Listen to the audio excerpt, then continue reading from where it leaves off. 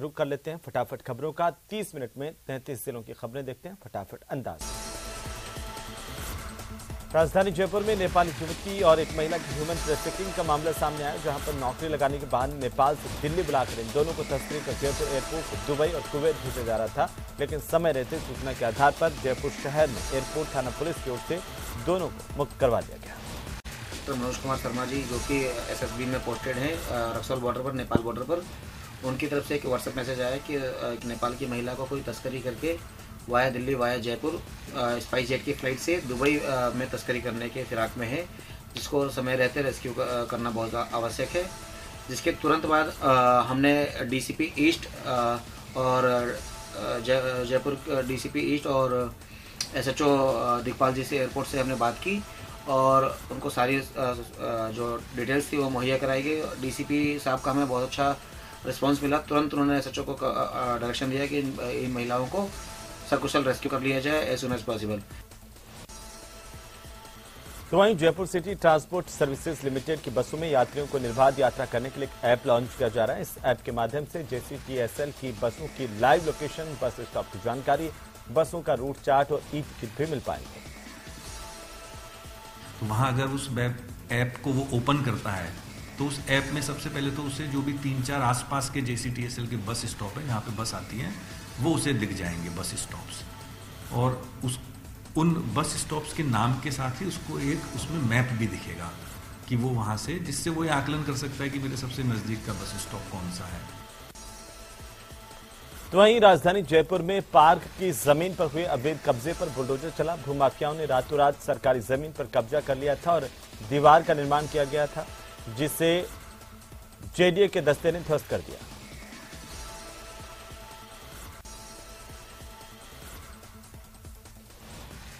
तो न्यायिक कर्मचारी सुभाष मेहरा की मौत मामले को लेकर NDPS कोर्ट के न्यायिक अधिकारी कृष्ण स्वरूप चलाना के खिलाफ षड्यंत्र के तहत हत्या करने का मुकदमा दर्ज किया गया है। पुलिस की जांच में न्यायिक अधिकारी KS चलाना को सुभाष मेहरा की हत्या में आरोपी ठहराया गया है।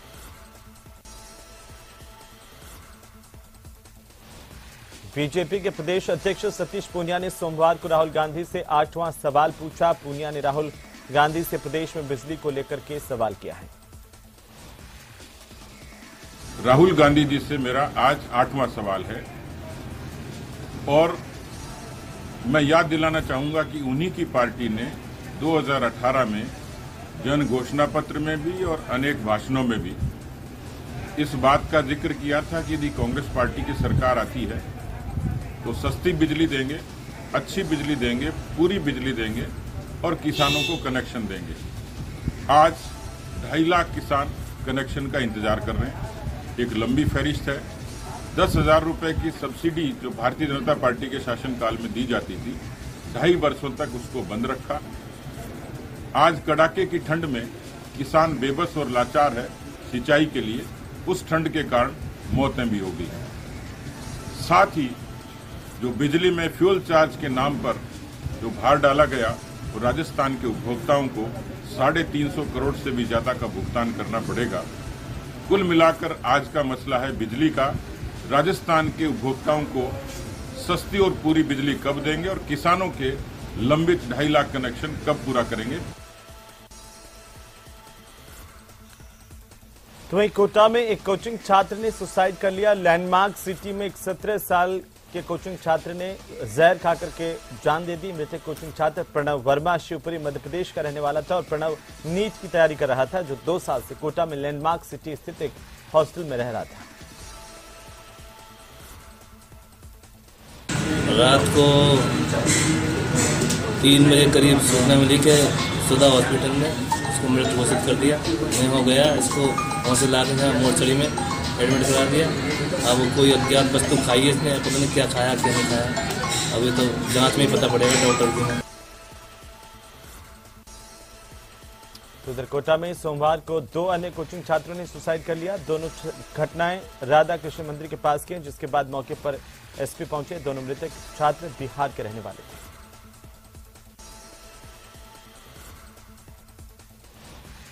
तो वहीं कोटा में छेड़छाड़ का विरोध करने पर बदमाशों ने तांडव मचाया। दबंगों ने घर में घुसकर परिवार पर लाठियों और सरियों से जानलेवा हमला किया। हमले में घायल 2 महिलाओं को अस्पताल में भर्ती करवाया गया।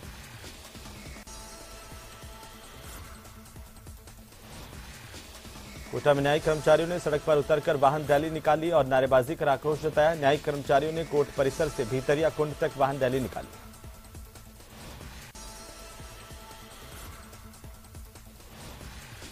उधर अलवर के बहरोड में मंदिर तोड़ने के विरोध में जिला कलेक्टर को ज्ञापन दिया गया। सोसाइटी में 40 साल पुराने मंदिर की मूर्तियां उखाड़ दी गई थी, जिसके विरोध में सोसाइटी के लोगों ने जिला कलेक्टर को ज्ञापन सौंपा।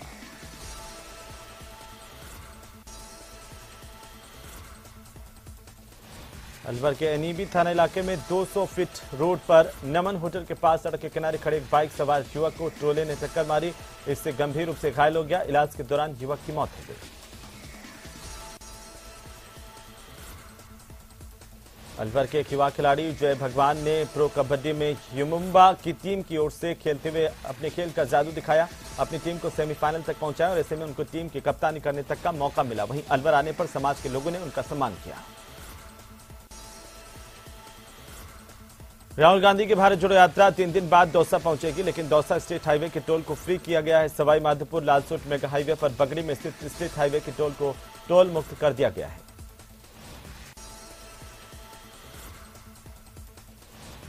दौसा में भारत जोड़ो यात्रा का शाही अंदाज में स्वागत होगा। इसके लिए सैकड़ों की संख्या में पेड़ पौधे मंगवाए गए हैं और गमले सजाए जा रहे हैं।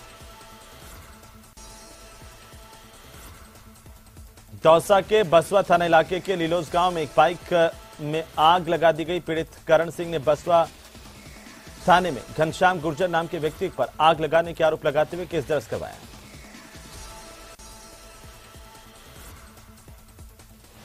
दौसा के बांदीकुई अनाज मंडी में इंदिरा रसोई में शाम के वक्त खाना नहीं मिलता है। सुबह के वक्त यहां पर 1 घंटे के लिए रसोई संचालक आता है और कुछ लोगों की फोटो लेकर अपलोड करके चला जाता है। सोमवार को बांदीकुई नगर पालिका और वाइस चेयरमैन मौके पर पहुंचे तो इंदिरा रसोई बंद मिली। इसके बाद मौके पर तत्काल नगर पालिका के अधिकारियों को भी बुलाया गया। और इंदिरा रसोई में भी 10 बजे तो लेके आते हैं, ठंडी रोटी लेके आते हैं और 11 बजे बंद करके चले जाते हैं। और खाने वाले 11 बजे के बाद में खाने की सोचता है, 11 बजे घंटी बज जाती है, उसके बाद खाने की सोचता है, उससे पहले ये भग के चले जाते हैं। और क्वालिटी भी बिल्कुल सफाई की कोई व्यवस्था नहीं है। और जैसे भी कपड़े उसमें लेके आ जाते हैं कट्टे में और कट्टे में लेके वापस चले जाते हैं। बर्तन ऐसे कैसे पड़े हैं। मामला यह है कि राजस्थान सरकार इंदिरा रसोई योजना चला रही है, जिसके एक्सटेंशन में एक और शाखा बांदीकुई अनाज मंडी में खोली गई थी और इस समय वहां उसका सुबह 8 से 2 बजे का टाइम है और शाम को 5 से और शायद 8 बजे का टाइम है। लेकिन वहां से संचालनकर्ता अभी 12:30 बजे ही एक आदमी को आधा खाना खाते हुए छोड़कर चला गया बीच उसमें। राजसमंद जिले के नीलकंठ काबरी महादेव मंदिर में सोमवार को श्रद्धालुओं का तांता लगा रहा। शिव मंदिर पर पंडितों के विशेष मंत्रोच्चार के साथ श्रद्धालुओं ने शिव जी का दुग्धाभिषेक भी किया।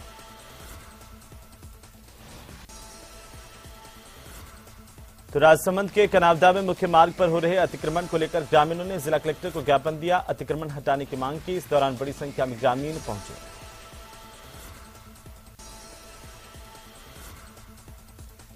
उदयपुर में जिला कलेक्टर ताराचंद मीना ने जिला कलेक्ट्रेट परिसर में जिला शांति अहिंसा प्रकोष्ठ के संचालन के लिए कक्ष आवंटित किया। महात्मा गांधी जीवन दर्शन समिति शांति और अहिंसा प्रकोष्ठ के संयोजक पंकज शर्मा ने कक्ष का उद्घाटन किया। लेक सिटी उदयपुर में न्याय कर्मचारी पिछले 13 दिनों से सामूहिक अवकाश पर हैं। कर्मचारियों ने सोमवार को कोर्ट परिसर से रैली निकाली, जो कलेक्ट्रेट होते हुए दिल्ली गेट चौराहे पर पहुंची। नागौर की गोटन पुलिस ने नशे के खिलाफ बड़ी कार्रवाई की। एक होटल से नशे की सामग्री के साथ एक आरोपी की गिरफ्तारी की गई। आरोपी के पास से 99 ग्राम अफीम, 1 किलो डोडा पोस्ट बरामद किया गया। डूंगरपुर जिले के 84 थाना इलाके में बेड़ा गांव में एक युवक ने घर की ऊपरी मंजिल पर दुपट्टे से फांसी लगाकर के आत्महत्या कर ली। बेड़ा निवासी 35 साल के नरेश ननुमा घर की ऊपरी मंजिल पर परिवार समेत रहता था। पुलिस ने मृतक के भाई की रिपोर्ट पर केस दर्ज कर जांच शुरू कर दी है। श्रीगंगानगर में सूरतगढ़ श्रीगंगानगर नेशनल हाईवे संख्या 62 पर गांव संगर मोड़ के पास में सोमवार को सड़क की पुलिया में एक व्यक्ति का शव मिला। राहगीरों की सूचना पर पहुंची सदर थाना पुलिस ने मौका मुआयना कर शव को सूरतगढ़ के राजकीय चिकित्सालय की मोर्चे में रखवाया। सिरोही के माउंट आबू में एक कार हादसे का शिकार हो गई कार और यहां पर कार बेकाबू होने के बाद पलटी, जिसके बाद रास्ते से गुजर रहे सांसद देवजी पटेल ने कार से युवक को बाहर निकाला, अस्पताल पहुंचाया। करौली में कैला देवी के अनन्य भक्त की समाज सेवा क्षेत्रवासियों को अपनी ओर आकर्षित करने का काम कर रही है। धौलपुर निवासी अनिल पिछले 15 साल से यहां पर बेसहारा लोगों की मदद कर रहे हैं। अनियंत्रित सवारियों से भरी एक जीप रत्नापुरा पुलिया में घुस गई, जिससे कि एक विवाहिता की मौत हुई है, जबकि 2 बच्चों समेत 6 लोग घायल हुए हैं।